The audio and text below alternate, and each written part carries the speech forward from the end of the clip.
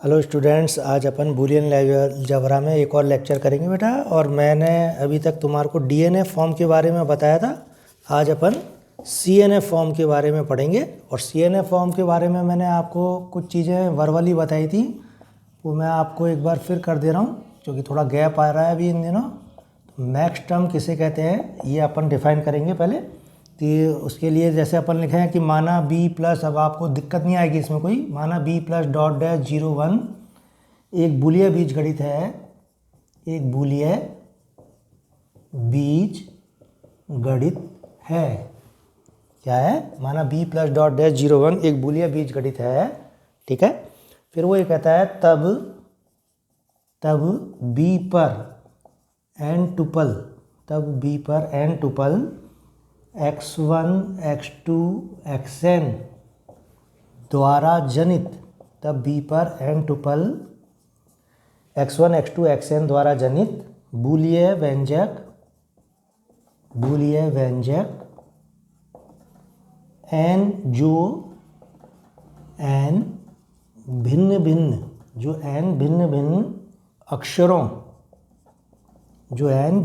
अक्षरों xi star के योग, xi स्टार के योग के रूप में व्यक्त होता है,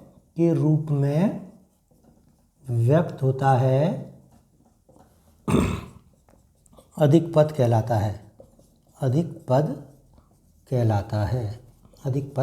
है। ठीक है।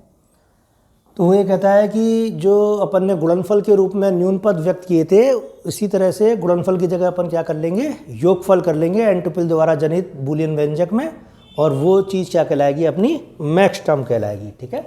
अब वो ये कहता है कि इन मैक्स टर्मों का अपन क्या लें, जो भी गुणनफल लोगे आप, तो वो जो फॉर्म आएगी वो क्या कहलाएगी, इसकी सीएनएफ फॉर्म कहलाएगी, जो अपनी डिफरेंट होगी, जो कि अपन ने दूसरी फॉर्म से अभी तक किया है। तो अब आप संयोजनी प्रसामान्य रूप, अपन ने पहले पढ़ा था वियोजनी प्रसामान्य रूप, और इसकी अंग्रेजी में बोलते हैं इसको कंजक्टिव नॉर्मल फॉर्म। तो शॉर्ट में अपन लिखेंगे इसको सीएनएफ। ठीक है। तो बूलिय फलन, क्या डेफिनेशन है इसकी, बूलिय फलन संयोजनी सीएनएफ में कहलाता है। मैं भी ऐसे लिख ले रहा हूँ, सीएनएफ में कहलाता है।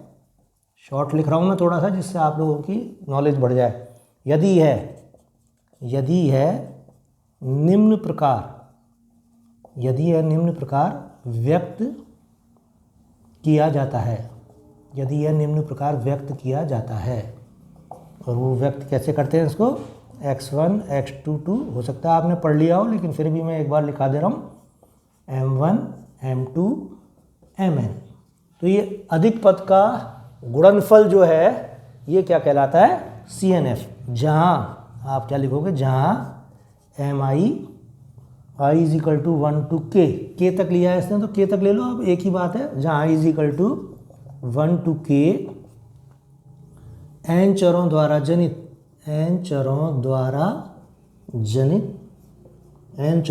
जनित एक अधिक पद है। तो सीएनएफ फॉर्म क्या है एक्चुअल में, योगफल का गुणनफल है, और जो गुणनफल का योगफल थी वो क्या थी, डीएनएफ फॉर्म। ये मैं आपको समझाना चाह रहा था बेटा। ठीक है। अब इसको फिर से अपन, कोई भी बूलियन एक्सप्रेशन है और उसको कैसे अपन सीएनएफ फॉर्म में कन्वर्ट करते हैं, उसके लिए एक विधि है, और वो द्वितीय विधि बुक में दे रखी है। तो सबसे पहले आप क्या लिखोगे, बूलिय फलन को अपन क्या करेंगे, सरल करेंगे। तो बूलिय फलन को सरल करो, जैसे मैंने पहले भी बताया। सेकंड में फिर आप क्या लिखोगे, यदि फलन गुणनफल के रूप में है, यदि फलन गुणनखंड के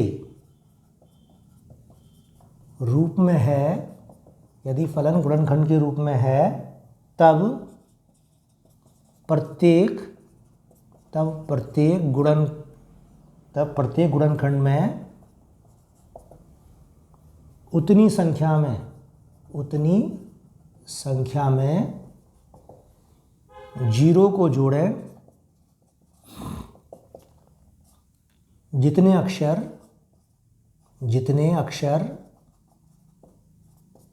xi स्टार, अक्षर का मतलब पता है ना, xi या xi डैश, जितने अक्षर xi स्टार उस गुणनखंड में अनुपस्थित हैं, उस गुणनखंड में अनुपस्थित हैं। ठीक है, जैसे यदि फलन, 4 चरों का फलन दिया है अपने को, ठीक है, जैसे यदि फलन x1 x2 x3 x4 का कोई गुणनखंड क्या है, x1 प्लस x2 स्टार है। ठीक है, तो इसमें जैसे ये 4 चर का है तो इसमें 2 चर गायब हैं, 3 और 4 के, तो उसके लिए वो कहता है का कोई गुणनखंड x1 प्लस x2 स्टार है, तो ये कहता है तो इस गुणनखंड को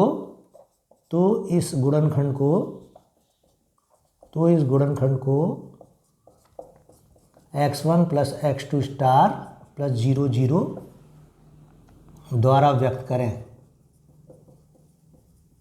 वहाँ तो क्या करते थे अपन, 1 1 से गुणा करते थे, यहाँ क्या करेंगे अपन, 0 0 से जोड़ेंगे। ठीक, फिर वो ये कहता है कि जैसे ही अपन ने ये चीज़ व्यक्त कर दी तो अब 0 0 की जगह क्या लिख दो, जो चीज़ गायब है x3 x3 डैश और यहाँ x4 x4 डैश। ठीक है, तो उसमें वो ये कहता है द्वारा व्यक्त करें, और फिर प्रत्येक जीरो के संगत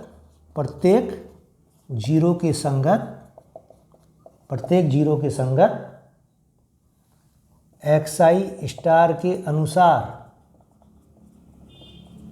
xi इंटू xi डैश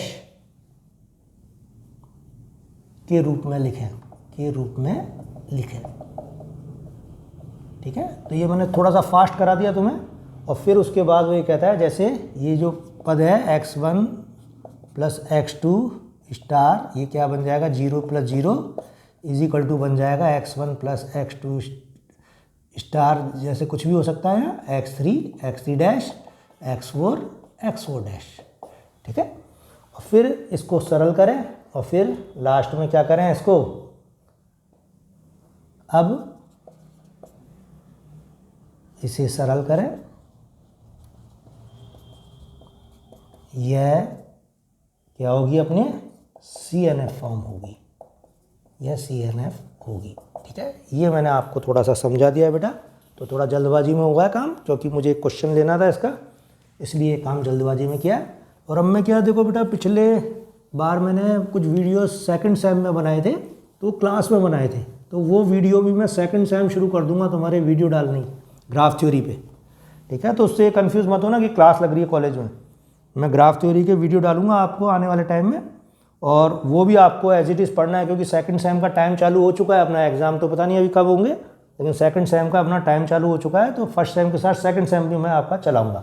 ठीक है, अब देखो इस पर एक क्वेश्चन है बेटा CNF फॉर्म पे, और वो क्वेश्चन मैं आपको कर रहा हूँ, और मेरे को फ़ोन करके परेशान मत करना आपकी साहब ये क्लास में पढ़ाया क्या आपने, तो क्लास में वो बच्चे दिखेंगे आपको, लेकिन होगा क्या कि वो लास्ट ईयर के वीडियो हैं, और उनको मैं आपको कुछ वीडियो डालूंगा, तो वो ये ध्यान रखें आप। तो क्वेश्चन नंबर 2 का सेकंड पार्ट में ले रहा हूँ। ठीक है, और क्वेश्चन क्या है कि निम्न फलन की CNF ज्ञात करो, निम्न फलन की CNF ज्ञात करो, मैंने शॉर्ट में ये लिख दिया है। ठीक है, तो फंक्शन क्या दिया हुआ है उसने, x1 इंटू x2 डैश और x1 इंटू x3, ये एक फंक्शन है, और वो कहता है कि इसकी CNF ज्ञात करो। तो ये मेन चीज़ है बेटा, अपने को अच्छी तरह से आनी चाहिए, ये ध्यान रखना कि CNF कैसे ज्ञात करनी है अपने को उस केस में। तो कैसे CNF ज्ञात करते हैं, इसके लिए आपको देखो थोड़ा सा आपको शॉर्ट अक्षर दिख रहे होंगे, तो मैंने उनको लॉन्ग कर दिया है वीडियो में, और फिर किस तरह से आपको करना है ये देख लो आप। तो देखो इसमें सबसे पहले अपन बूलियन फलन को सरल करेंगे, तो x1 कॉमन ले लो, x1 कॉमन लिया, x2 प्लस x2 डैश, और ये x1 इंटू x3 लिखा जा सकता है। x1 into 1 plus x1 into x3। a plus A dash क्या होता है 1, और इसको क्या लिख सकते हैं x1 कॉमन ले लो फिर से 1 प्लस x3, और ये क्या हो गया x1 इंटू परिबद्धता नियम लगा दो 1 प्लस x3 1, तो ये हो गया x1। तो ये जो फॉर्म आई है ये सबसे डेंजरस फॉर्म है आपके, क्योंकि आपको क्या पता है अभी CNF में का मतलब आपको पता है योगफल का गुणनफल, और DNF का मतलब पता है गुणनफल का योगफल। अब जैसे ही अपन बाहर निकलेंगे तो अपने को ये DNF और CNF कंफ्यूज करेगी। अब आप क्या कर सकते हो यहाँ कि साहब मैं 1 से गुणा भी कर सकता हूँ इसमें दोनों तरफ, 2 चर गायब हैं क्योंकि 3 चरों का फलन है x1 x2 x3 है ये, और 3 चरों का फलन है, तो मैं डॉट 1 इंटू 1 भी लिख सकता हूँ यहाँ, या +0 भी लिख सकता हूँ। तो ये मैंने जानबूझ के क्वेश्चन लिया है बेटा ऐसा जो आपको फंसा देता है अगर आपको CNF और DNF में तरीके से अंतर नहीं पता है। तो अपने को CNF ज्ञात करनी है। CNF में क्या करते हैं अपन 0 0 जोड़ते हैं, ये ध्यान रखना। तो आप x1 में क्या लिखोगे यहाँ x1 + 0 + 0, ठीक है। समझ में आई ये चीज़ कि अपने को क्या करना है योगफल का गुणनफल, उसके लिए अपन क्या करते हैं CNF फॉर्म में 0 0 जोड़ते हैं, और 0 0 की जगह अपन क्या लिख देंगे x1 + x2 into x2 dash x3 into x3 dash, ठीक है। तो ये चीज़ अपन ने यहाँ पे आसानी से कर दी, ठीक। अब अपने को चाहिए योगफल का गुणनफल। तो देखो मैंने आपको 1 के 2 करने सिखाए थे, वही चीज़ आप यहाँ लिखोगे x1 + x2 x1 + x2 dash, ये लिख सकते हैं अपन इसको आसानी से, ठीक है। और x3 इंटू x3 डैश ये एज इट इज़ लिख दो। तो इसका मतलब क्या है x1 x1 से गुणा होकर x1 दे रहा है, x2 इंटू x2 डैश आपस में गुणा हो रहा है, ठीक है। फिर अब देखो इस पूरे को मैं क्या मान लूँगा a मान लो जैसे सपोज करो, तो यही चीज़ वापस लिखी जा सकती है a + x3 और a + x3 डैश, ठीक है। लेकिन मैं अब ये को हल्का सब्स्टिट्यूट करके लिख रहा हूँ। अगर आपको दिक्कत हो रही है तो आप a मान के इसको लिखना, लेकिन मैं डायरेक्ट आपको लिख दे रहा हूँ। कैसे लिखूँगा वो x1 + x2 x1 + x2 dash, ये a का मान है प्लस x3, ठीक है। फिर इसी तरह से x1 + x2 x1 + x2 dash plus x3 dash, ठीक है। अगर ये सपोज करो ये a है, ये भी a है, तो a से गुणा होकर क्या दे रहा है ये, और x3 इंटू x3 डैश यहाँ पे दे रहा है, ठीक है। अब ये चीज़ अपन ने जैसे लिख दी पूरी की पूरी, तो इसको अब वो ये कहता है कि किस फॉर्म में अपन लिख सकते हैं वो देखो आप फिर से। तो इस चीज़ को कैसे लिखा जा सकता है x, मैं क्रमनियमितता लगा रहा हूँ x1 + x2 और x1 + x2 डैश। इस एक्सप्रेशन से ये एक्सप्रेशन ये यहाँ लिख दिया और ये चीज़ यहाँ लिख दी, और फिर x3 dash plus x1 + x2। सबसे मोस्ट क्वेश्चन लिया है मैंने जिससे आप पूरी तरह से चीज़ों को कर लोगे, ठीक है।